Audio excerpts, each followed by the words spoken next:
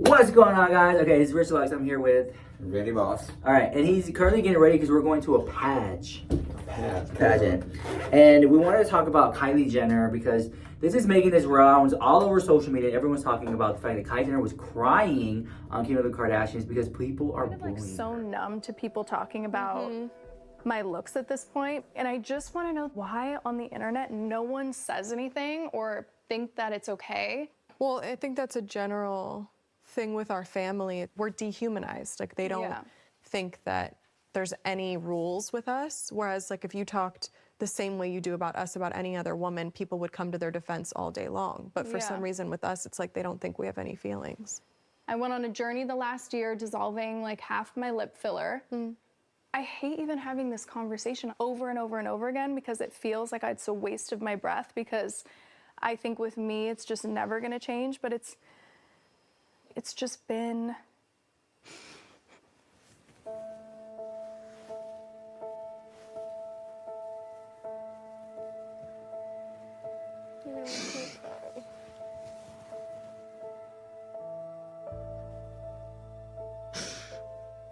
Just like, why do people think it's okay to talk about me?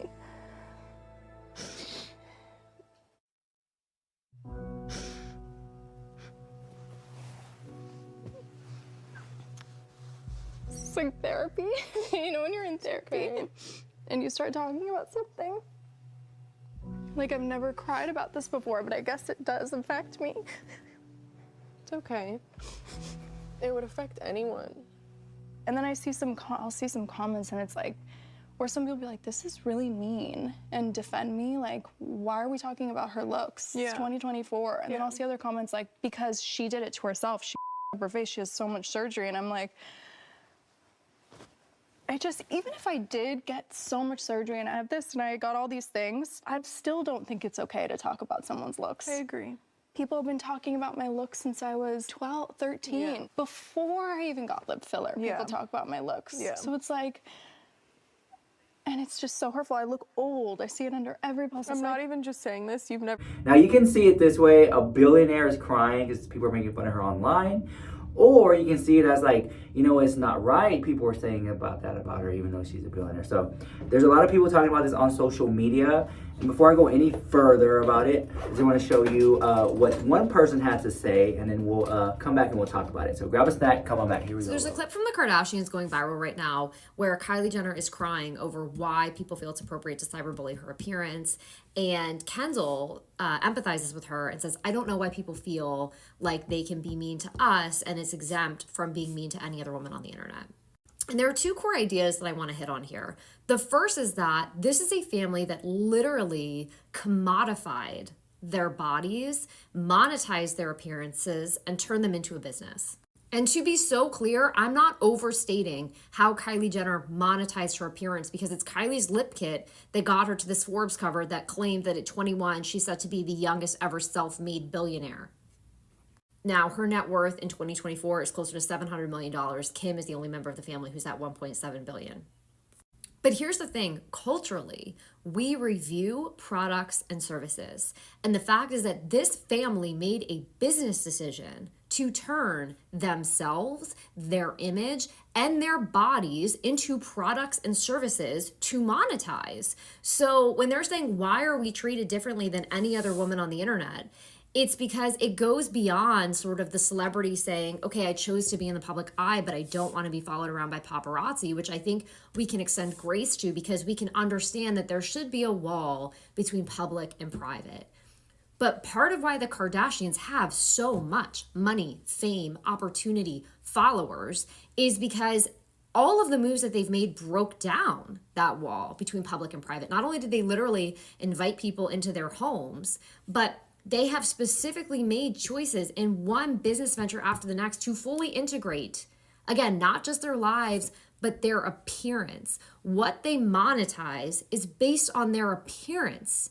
So the fact that a public who they've trained to focus in on their appearance is focusing in on their appearance should not be surprising. Even if on a human level it's hurtful, it shouldn't be surprising.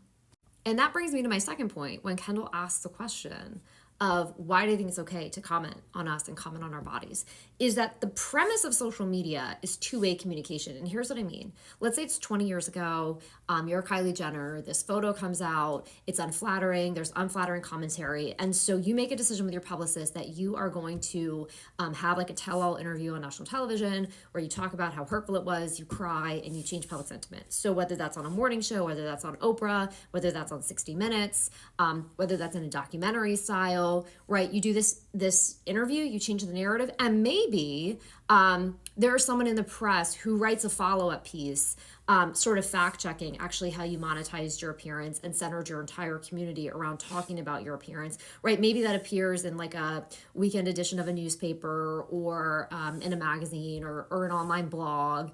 But really, you can control the narrative by doing that, right? So in actuality, the news cycle moves so fast with social media that we were already on to the next, right? Kylie had whatever corrective, whatever you want to say she had to not look like she is now in the photos that she did in France. Whether you think it's corrective work, whether you think it's different makeup, whether you think it's different lighting, whatever you think it is, whether you think that she's doing the thing that they do where you like tie your face up with the mouth tape and the whatever you believe that she does to adjust the semblance of her face, she has done that since those photos. And we're on to the next story. But in fact, this expose moment is making her PR so much worse because everyone who has a phone who is aware of the actual experience of engaging with her content on social media can make these commentary videos and bring it full circle in conversation so that it's not just kind of her perspective as the celebrity shouted down at you. It's everyone else sort of uplifting a message of like, here's what the social media audience thinks, and all in conversation with each other, because that's what social media does, and that's what TikTok does so well, right? I've already seen a few different videos trending on my FYP with really interesting and important takes about how Kylie affected the body image of so many girls, particularly Gen Z, particularly very young millennials. And so they're kind of arguing that like you reap what you sow. And I don't know that this would be as heavily in conversation again if it hadn't been brought back out by the show. All right, guys, we're back. Okay, what do you think about it? Honestly, the way I feel about the situation itself, I just feel like everyone's human, everyone has feelings, and it doesn't matter if you're a millionaire, a billionaire, if you're the richest person in the world, everyone has feelings. Stop. Everyone has feelings, and her feelings are valid. I mean, there was photos that she did not like. I mean, she's been in the public eye how long? Almost her entire life. So if you don't know, Randy is Mr. Gay Texas, US of A. Very prestigious title, right?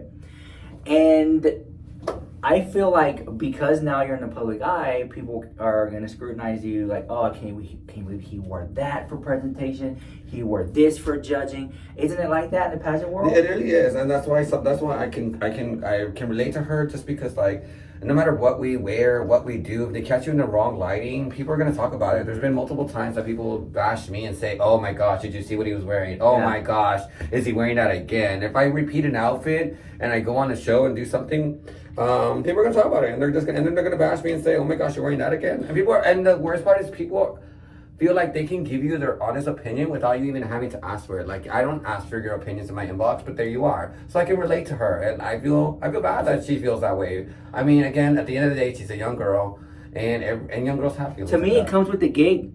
That you're going to be a billionaire. If you're going to be on TV called Keeping Up with the Kardashians, people are going to talk down. People are going to like talk. People are going to have something to say about her weight. If she's too skinny, she's too thin. But you would think that by now You would think by now she would. It is what it is. At the end of the day, girl, none of us have her money. At the end of the day, like, she's again a billionaire. Like, she has so much money, like, to her. So, I mean, I'm sure that conversation was for the cameras. Right? Deep down it seemed like it was a fake, like, holding it was deep down inside, she probably does not care. Because at the end of the day, she gets to go home to her $1 billion home, her freaking mansion, her cars, her babies. Mm-hmm. Like, she has a really, really successful life. So, at the end of the day, does our opinion really matter that much? Oh, so some of the essentials that I see he's brought with him on this trip: Valentino, I'll link it down below in the YouTube shop. It smells really good. It's the first time Valentino. Valentino what? Is it called Valentino? It's I forgot which one this one is, but I love it. Is it a male fragrance? Or Yeah, it's a male fragrance. Okay, hopefully I get lucky I with love this one. guys. This is the. And then also another one that he's been using is MAC. Oh, I love this one. Okay, I'm a male. I'm a male performer, so unfortunately, like I sweat a lot when I have to do shows and stuff. And this one from MAC is a water base, so it's supposed to be it's also when I sweat, it's not supposed to come off. So it's very matte. I mean, it's very matte coverage. And you can't even tell one. But the thing is, what I like about him, he has two of them. Oh, I have two different colors. Because they're two different colors. So like our faces are made of so many different colors. Like well, not really. Yes, so okay, so this is lighter. You have to mix your foundation. So this is a lighter base, just because when I want to go heavy on my makeup, this is what I'm gonna wear. And when I don't want to wear that much makeup, I use this one because it's already a darker toned. Take this one. So look. And on the road, because we're traveling, so we're on the road. Yeah. It's like traveling. Right now we're in the hotel. The gigs. Who said that? We're on our way to the pageant, actually. Who said that one day? What? The gigs. Girl, who knows the facts? They had said that. Okay. I do like it. It's been a while since I've used MAC. And I forgot how good it is. It is so good. And it goes right into your skin so pretty and so nicely. It smooths out really quickly. If you know what, though? Let me tell you what. There's so many makeup brands out there that we forget what works because we're always trying new things. MAC always hits it out the park for me. And then you gotta hit it with the. They gave me this to try. Is it the Fix? Who is it by? Is it the MAC Fix Plus? Okay, I've been telling people at MAC like some really big wigs over there. Let me see if this is it, huh? I can tell you. It looks really well. I love it. Okay, this isn't the Fix Plus though. Let's fix something. Stay over. Mm-hmm. The original, and you should know what that's like. The original MAC Fix Plus, it has a scent to it. If MAC made that into a candle, I would buy that because it smells so freaking good. Okay, it really does. And I'm doing a lip plump by Beauty Bio. I'm almost out of this one. Plump. If I remember to, guys, I'll link it down below in the YouTube shop so you guys can check it out. Yeah. I remember this. My makeup today is very basic. We're not doing too much. We're already. What time is it? We gotta be there. There'll be that one person in the comments. You put on way too much makeup. What are you talking about? What I really want to know is what y'all think about the hair. No, one of the makeup trips I do for like boy makeup is once I put it on, I just tap and I get all the excess out. Yeah. Do you do that too? Well, I don't do it on a hotel towel, but yes, I do that. I just I don't do it because do they be charging you with the hotel towels? I don't know. I feel like they be doing too much. You know how many people get these towels? They spread it all over the place. They have all their makeup out on it.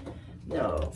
And I also put like water and I dampen it a little bit, and I do that too, just to make sure like it just gets stuck in there. I don't know. It's just like maybe it's weird that I do that. I've always had that. Well, a quick question about that. Do you care what people honestly think about what you post and how when they get a bad photo of you? Like when you are unaware that they're taking a bad photo of you and then they post it, I know you. How do you feel? Oh, okay. That? Well, first of all, so just like the other day, we were eating like dinner or something, and somebody pulled out their phone and they pointed at me. And I went. Do you remember? Yeah. Like I slammed my phone down. I'm like. He did slam his phone. Really quick. And I was just like, almost can't ready. I can't always help it, but no, I don't get mad. Can I answer your question? Like, no me vale. Like, whatever. Like, and I kind of want it to be a bad photo, so that way, like, people will talk about it. You're stupid. Okay. All right, guys. So, rate Randy's look. If you made it this far in the video, rate his look 1 to 10. 10 being the best, and the 1 being horrible. All right, so here we go. Prepárate para contestante número 1. Randy Boss. And then, okay, he's wearing Fashions and Illusions by Giorgio Armani. Hair Custom Couture by Ashley Iman. Jewels by Swarovski. Bronze Babe Tan. And he is being sponsored by Loving Family and Friends. Thank you. Contestant number 1. He's wearing rhinestones upon rhinestones upon rhinestones. Okay, all right. Now for our question and answer. Randy, what would you like the new generation of gays to know? Money on the dashboard. All right, you guys, thank you for watching. I'll put Randy's link down below. His you can check him on Instagram. He's single, that's what I heard. So check him out. Very single and very available. He's single, ready to mingle. And see you guys later. Wait, is this off? Here you go.